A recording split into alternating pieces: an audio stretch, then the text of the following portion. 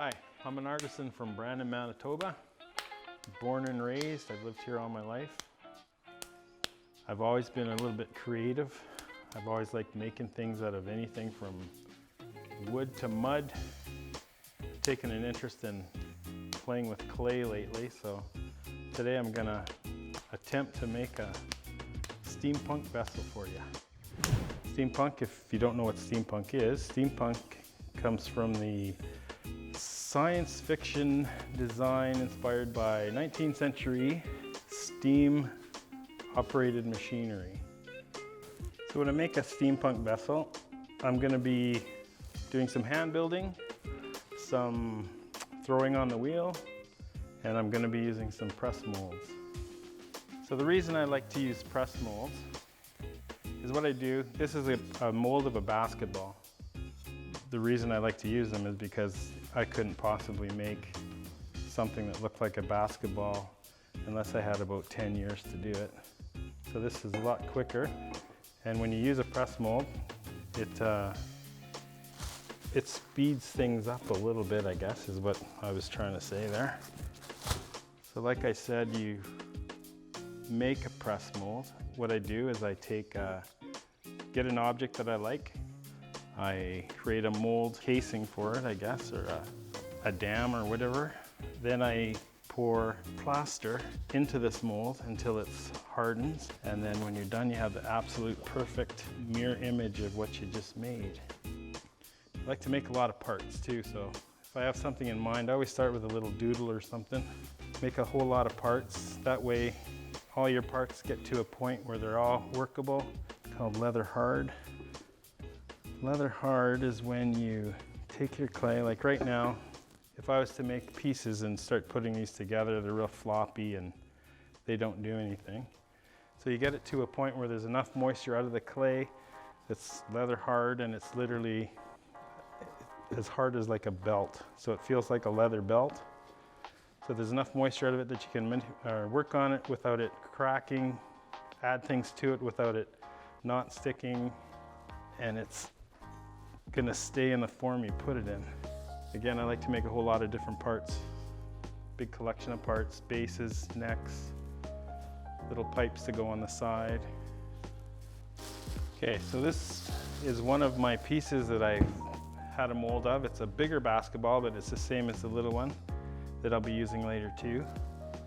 But it's leather hard. It's not gonna lose its form if I pick it up and move it around. Even the little dimples on the basketball aren't getting pushed in with my fingers because it's hard enough to work with. When I like to put things together too, like this was all thrown on the wheel, then it was tooled to the shape of an old pipe. It has the threading in it that gives the illusion of an old threaded pipe. The basketball, it's going to be in two pieces, obviously. So before I start these things, I know there's no drawing here, but I drew about 10 little ideas sitting around work just doodling. So I know that I want pipes, and I get my inspiration from the pipes from everywhere. I could be walking down the street and see a plumbing truck and there'd be a cool logo on the side and he'll have a neat little pipe, and I think, I'm gonna make that. Okay, I could put this ball together like this, so that ring is in the center. But I like to offset them. They look a lot neater when you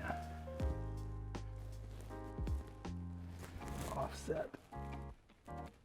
That way you can still read things, like you can read the Spalding or some of the imprint that's on the mold. So the clays I like to use, I'll use any clay, but this clay is a really nice clay. It's dark brown for one. Looks like a basketball. It has grog in it. What grog is, it's basically pulverized bisqueware. It's mixed into the clay and it creates aeration in the clay so things dry a lot more evenly. You don't want, it creates it, or stops it from cracking a lot easier too, because everything dries evenly. If you have clay that doesn't have grog in it, it tends to dry differently in different areas and it tends to want to split. Makes it a lot stronger. I'm eventually going to score this and this and stick them together. Scoring is scuffing up the surface. Slip is literally this clay dried out, ground up, put into water, and it makes a glue. It's like when you tile a floor, you have a dry piece and a dry piece. You put the mud on, you score it with the trowel, and when you push it down onto the floor, it sucks it down and it adheres to each other. And these little score marks allow the moistures in the slip to absorb into each other, and it's just a glue.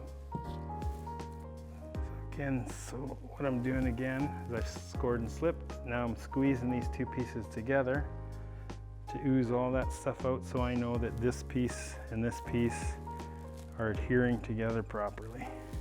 Because if I just stick them on and walk away, I guarantee this thing will be on the floor.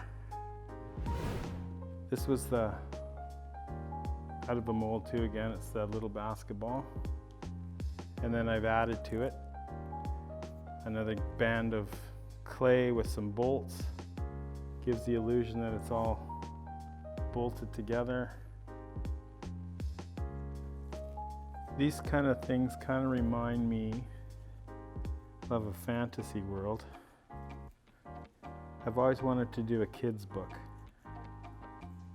about some little foreign people that landed on Earth and they didn't have anywhere to live, and they found an old basketball and they built a big city out of basketballs, and they live in them, they work in them. That's just kind of a mind game I play every time I make them. It'd be cool to have these in real life size that are huge, that, you know, instead of building an ugly factory with a big stack, why not build something like that that people could actually enjoy looking at? So like here in Brandon, we have a steam plant that has 1 or 2 big stacks coming out of it to heat the city. Wouldn't it be cool to drive down the highway and see that sucker spewing steam instead of a big ugly stick in the sky?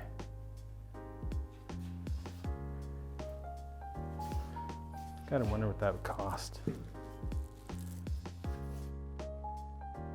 Steampunk is kind of a fun little art form, I guess. I'm not part of the steampunk movement or anything. I just like the look of pipes, and when you get into any kind of art, I guess it's kind of hard to find your own little thing without copying somebody, right? I like working with clay because you can make anything out of it. You can manipulate it any way you want. You can make something look like anything you want. It's a cheap way or an inexpensive way to make something that looks like something that would cost $1 million. So I think that's probably about as much as I'm going to put on this one, other than about another couple hours of just fine-tuning little things, getting rid of little burrs.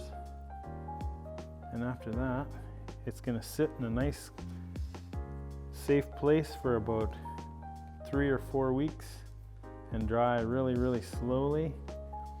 Because if I dry it too fast, all these parts I put on are going to start cracking off, falling off. So the slower I dry it, the slower the clay can dry evenly.